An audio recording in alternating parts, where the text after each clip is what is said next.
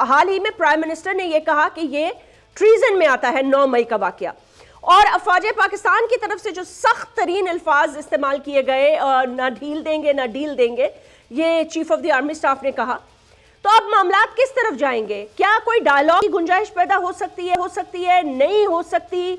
और दूसरी बात, इस रिपोर्ट पर को बेसिस बनाते हुए क्या हुकूमत वक्त कोई ऐसा केस फाइल करने के बारे में सोच रही है जिसमें ये सारा इररिफ्यूटेबल एविडेंस हो? जी बहुत शुक्रिया जैसेमन, आपके साथ प्रोग्राम करते हुए मुझे बड़ी खुशी हो रही है, और आपने अपने इंट्रो में बड़ी वजाहत के साथ जो इस वक्त के मामलात हैं उन पर रोशनी डाली है। मैं ये अर्ज़ करना चाहता हूँ कि 9 मई को 9 मई ही के तनाजुर में देखना चाहिए। सियासत को भी एक तरफ रख दें, PTI को भी एक तरफ रख दें।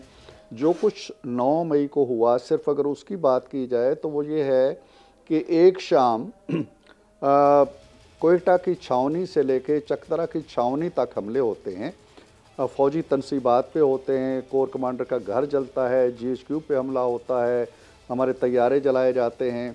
मेरी कम अज़ कम यादाश्त के अंदर बड़े बड़े एहतजाज हुए, बड़ी बड़ी तहरीकें चलीं, बड़े ज़ोर आवर मार्का आरा तहरीकें चलीं, लोग मरते रहे, शहीद होते रहे। ऐसे मनाजर हमने नहीं देखे। लिहाजा ये बात तो मुसल्लमा है कि जो कुछ 9 मई की शाम को हुआ वो वाकई एक स्याह दिन था, और उस स्याह दिन को इसी ऐनक से देखना चाहिए, सियासत की ऐनक से नहीं देखना चाहिए। पहली बात तो ये है। दूसरी बात यह है कि इसको ओन किया गया। फ़ौरन बाद खान साहब ने यह कहा कि अगर मुझे फ़ौज के या रेंजर्स के लोग गिरफ़्तार करेंगे और इस अंदाज से गिरफ़्तार करेंगे तो लोग कहाँ एहतजाज करेंगे? वो वज़ीर-ए-आज़म हाउस जाएंगे, उन्होंने इन्हीं जगह पे एहतजाज करना है।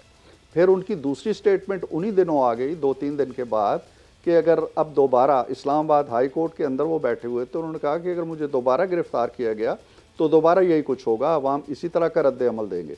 तो इस रद्द अमल को बड़े तफाखुर के साथ कबूल किया गया, एक्सेप्ट किया गया, एक्नॉलेज किया गया। अगली बात यह आती है कि जो वज़ीर-ए-आज़म साहब ने कही, मैं तो एक मुद्दत से ये कह रहा हूँ कि इसके डांडे अगर मिलाए जाएँ कि क्यों ऐसा हुआ कि एक शाम तमाम के तमाम अफराद को, क्या रात को ख्वाब आया था कि अगर खान साहब पकड़े जाएंगे तो हम इन मकामात पे हमले करेंगे, या उन्हें कोई डायरेक्शन थी, या उन्हें कोई बताया गया था कि आपने क्या करना है? यकीनन कोई डायरेक्शन थी, और अगर थी तो कोई डायरेक्टर भी था। अगर कोई डायरेक्टर था तो वो एक कंस्पायरेसी थी कि फ़ौज के अंदर इज़्तिराब फैलेगा, फ़ौज के अंदर बगावत पैदा होगी, दरारें पड़ेंगी, और उसके बाद जो आप बाद में देखते हैं कि फ़ौज के कुछ आला अफसरान जो हैं वो नरगे में भी आए, उन्हें निकाल भी दिया गया। तो ये एक कंस्पायरेसी थी, ये एक बगावत थी, और फ़ौज के ज़रिए से आर्मी चीफ को डिसलॉज करने की एक मुनज़्ज़म कोशिश थी। इसका जो शुमार है हमारी तारीख़ की बगावतों में होता है। ये अलग बात है कि ये बगावत जुज़वी तौर पे तो कामयाब हो गई 9 मई की शाम की हद तक, लेकिन अपने नताइज के हवाले से नाकाम हो गई। अब ये है कि हम 1 साल के अंदर, ये हकीकत है कि उस तरीके से मुहासबा नहीं कर सके जिस तरीके से नाकाम बगावतों का मुहासबा होता है। इसमें क्या कोताही थी? क्या अदालतों ने हमारे हाथ बांध दिए? क्या हमारी इन्वेस्टिगेशन में कोई कमी थी? क्या जो एंटी टेररिस्ट कोर्ट्स थी वो सुस्त रवि का शिकार हो गई? क्या पुलिस ठीक केसेस नहीं बना सकी? ये बातें यकीनन सामने आने चाहिए, लेकिन जिस रिपोर्ट का जैस्मिन आपने हवाला दिया है वो बड़ी कंप्रिहेंसिव रिपोर्ट आई है, और पहली दफ़ा बहुत सी डिटेल्स उसके अंदर आई हैं।